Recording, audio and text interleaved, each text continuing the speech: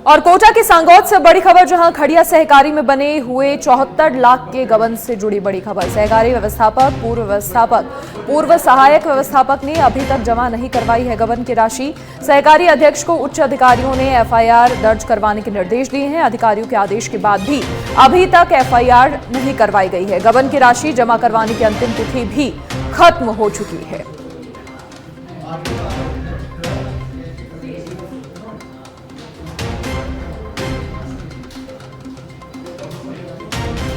और अब डूंगरपुर से बड़ी खबर, जहां बीलिया बड़गामा सरपंच आजाद कलासवा पर हमला हुआ। बदमाशों ने सरपंच पर चाकू और पत्थरों से हमला किया। सरपंच द्वारा घर के बाहर झगड़ रहे युवाओं को जब रोका गया तो यह हमला हुआ। चाकू से हमले में सरपंच आजाद कलासवा गंभीर रूप से घायल हुए हैं।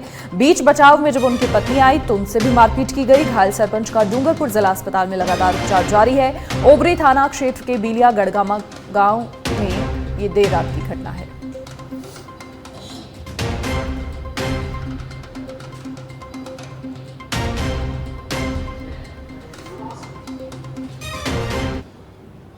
आईजीपी जोधपुर विकास कुमार की प्रेस वार्ता और साइक्लोनर टीम की कार्रवाई की जानकारी दी गई। 50,000 का इनामी शराब माफिया जिसे गिरफ्तार किया गया है। बड़ी खबर, बड़ी जानकारी। साइक्लोनर टीम की कार्रवाई की जानकारी दी गई है, ये बड़ी खबर। 50,000 का इनामी शराब माफिया जिसकी गिरफ्तारी हुई है। सबसे पहले हम सब पुलवामा हमले के अमर शहीदों को श्रद्धांजलि अर्पित करते हैं तथा उनकी शहादत पर यह संकल्प लेते हैं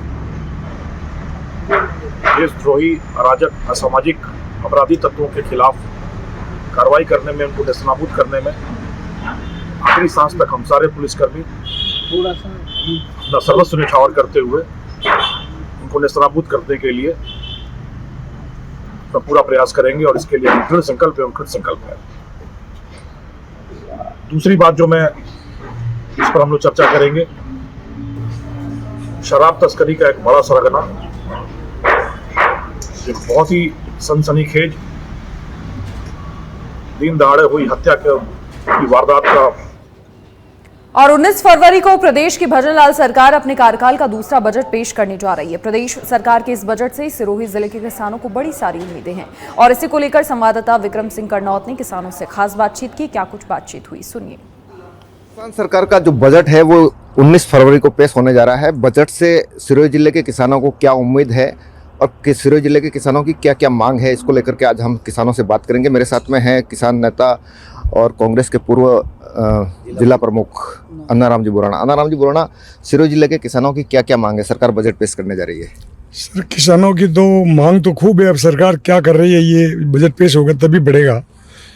उदाहरण के लिए जो कृषि विभाग है वो सिरोही जिले के अंदर बागवानी मिशन के नाम पे हो, पाइपलाइन के नाम पे हो, बूंद बूंद सिंचाई के नाम पे हो, वो पत्रावली तो तैयार करा लेती है, लेकिन लंबे समय तक किसान को अनुदान का पैसा नहीं मिलता। हम चाहेंगे कि सरकार एग्रीकल्चर विभाग के अंदर किसानों के लिए अगर बजट में प्रावधान करना चाहे तो किसानों के लिए कृषि बजट अलग से पेश करे और विशेषकर सिरोही जिले के अंदर जो यहाँ का जलवायु, यहाँ की ज़मीन और यहाँ का पानी, वो किसी भी फसल को अंजाम दे सकता है।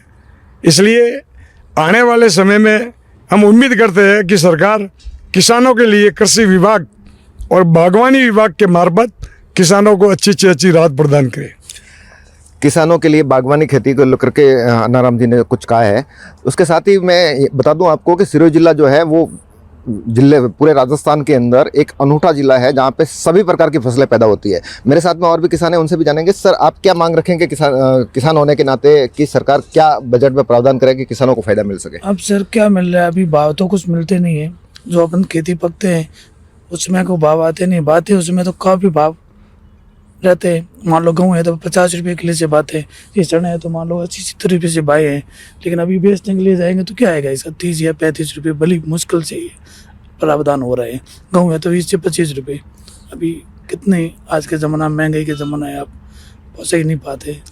देखिए, किसानों की सबसे बड़ी मांग है वो एमएसपी की मांग है कि किसान चाहते हैं कि किसानों के लिए जो फसलों का जो मूल्य निर्धारण हो उस मूल्य के अंदर फिक्स किया जाए कि इतना कम से कम मिनिमम जो है मूल्य तो उनको मिलना ही चाहिए, ताकि किसानों की जो है आय में वृद्धि हो सके और किसान जो है खेती के प्रति आकर्षित भी रहेंगे। मेरे साथ में और भी किसान हैं। आप क्या बताएंगे, क्या कहना चाहेंगे सरकार से? हम सरकार से ये कहना चाहते हैं कि जब कोई भी फसल के नष्ट होती है तो उसका अनुदान के लिए गिरदावरी कर लेते हैं, लेकिन जब उसका फसल का कोई भी इंश्योरेंस है ना, वो टाइम पे नहीं आता है और आता भी नहीं है।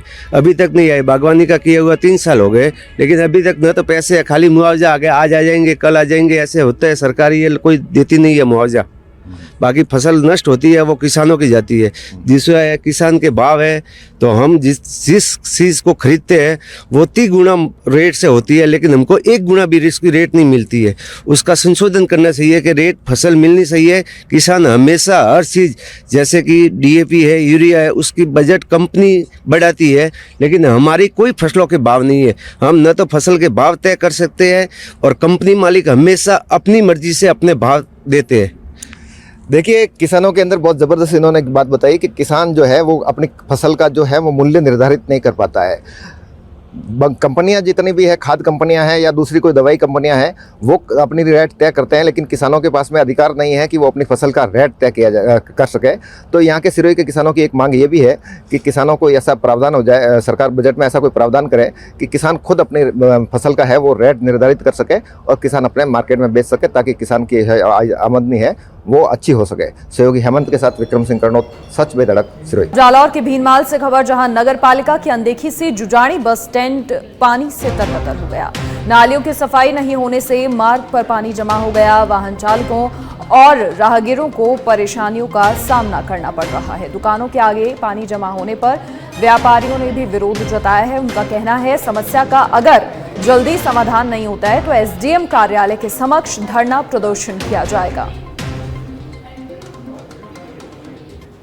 नाली सफाई नहीं है, इसलिए नगर पालिका वाला अंधे हैं, देखते नहीं है। सब चलती है पब्लिक पानी के अंदर, नाली का भरा हुआ कचरा है, नाली बाहर आ रहा है पानी। पब्लिक को जाने आने में बहुत दिक्कत होती है। पानी भरा। लीलकंठी माता जी का मंदिर है, वो भीनमाल का प्राचीन मंदिर है और दर्शन करने जाते हैं लोग, उसको लेडीज वगैरह चलने में दिक्कत होती है और हर दिनों दिन पानी निकलता ही रहता है और तकलीफ रहती है। नालियाँ पूरी साफ करती नहीं है पब्लिक। नगर पालिका को बहुत आना चाहिए, ये ईओ का है, सब आना चाहिए और ये बचा। प्रयागराज महाकुंभ से स्नान कर लौट रही श्रद्धालुओं से भरी बस का कोटा में भयानक एक्सीडेंट हो गया। हादसा इतना भयानक था कि वहां मौजूद लोगों में चीख पुकार मच गई। दरअसल दिल्ली मुंबई 8 लाइन पर खड़े ट्रेलर के पीछे से आ रही बस जा टकराई। वहीं कोटा पुलिस ने पोस्टमार्टम करवाकर शव परिजनों को सौंप दिए हैं।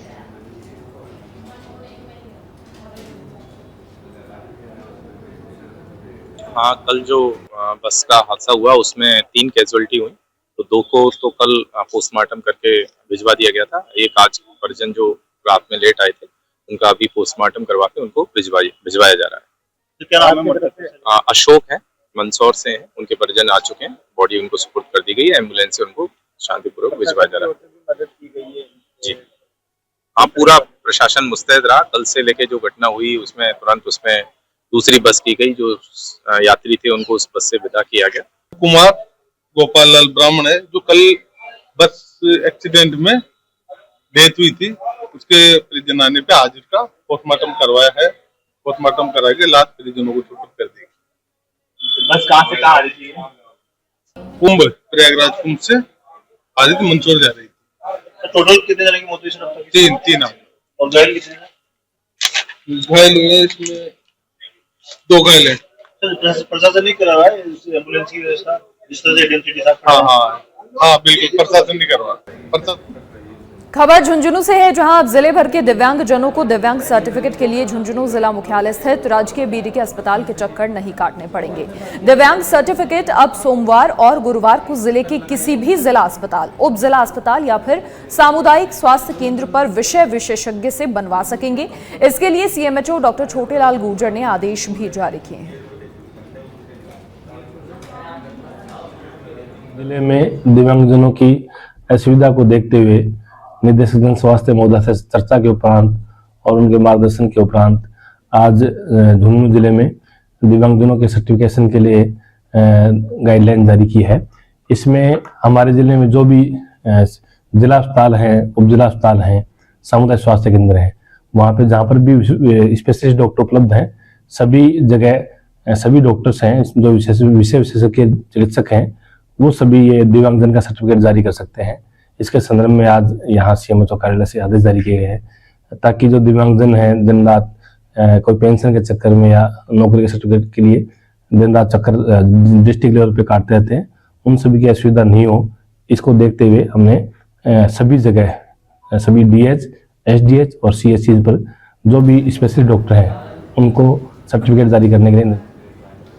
खबर जैसलमेर के रामदेवरा से है, जहां अंडमान एवं निकोबार द्वीप समूह के 20 जनप्रतिनिधियों और अधिकारियों का दल रामदेवरा पहुंचा। दल इंदिरा गांधी पंचायती राज और ग्रामीण विकास संस्थान जयपुर के प्रोफेसर मूसीलाल शर्मा के साथ रामदेवरा पहुंचा। दल के सभी सदस्यों ने लोक देवता बाबा रामदेव समाधि स्थल के दर्शन किए और साथ ही बाबा रामदेव की जीवन से संबंधित जानकारी ली। वहीं ग्राम पंचायत के सभागार में उपस्थित ग्रामीण और वार्ड पंचों की उपस्थिति में बैठक का आयोजन भी किया गया।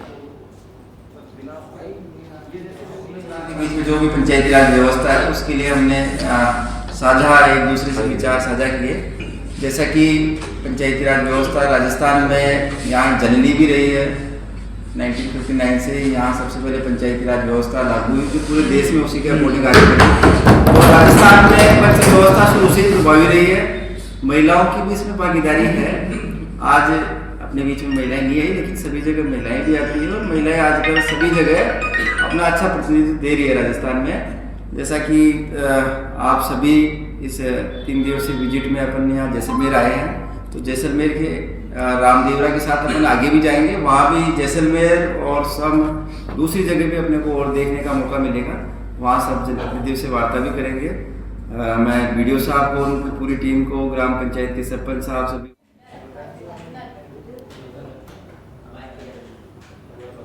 और बड़ी खबर का रुख करेंगे। राजस्थान हाईकोर्ट में एक और जज की नियुक्ति। एडवोकेट कोटे से मनीष शर्मा नियुक्त किए गए। सुप्रीम कोर्ट कोलेजियम की सिफारिश को केंद्र ने मंजूरी दी। केंद्र की मंजूरी के बाद जारी हुए राष्ट्रपति भवन से नियुक्ति के आदेश और करीब 5 साल पहले सुप्रीम कोर्ट ने कोलेजियम कर भेजी थी केंद्र सरकार को फाइल। सोमवार को हो सकती है जोधपुर हाईकोर्ट मुख्य पीठ में शपथ लेने के बाद कार्यभार संभालेंगे। मुख्य न्यायाधीश सहित कुल 34 जज हो जाएंगे राजस्थान हाईकोर्ट में। बड़ी खबर, बड़ी जानकारी। सोमवार को जोधपुर हाईकोर्ट मुख्य पीठ में शपथ हो सकती है और शपथ लेने के बाद मुख्य न्यायाधीश सहित कुल 34 जज हो जाएंगे राजस्थान हाईकोर्ट में। राजस्थान हाईकोर्ट में एक और जज की नियुक्ति। बड़ी जानकारी, बड़ी खबर। एडवोकेट कोटे से मनीष शर्मा नियुक्त किए गए और सुप्रीम कोर्ट कोलेजियम की सिफारिश को केंद्र ने मंजूरी दी। केंद्र की मंजूरी के बाद जारी हुए राष्ट्रपति भवन से नियुक्ति के आदेश।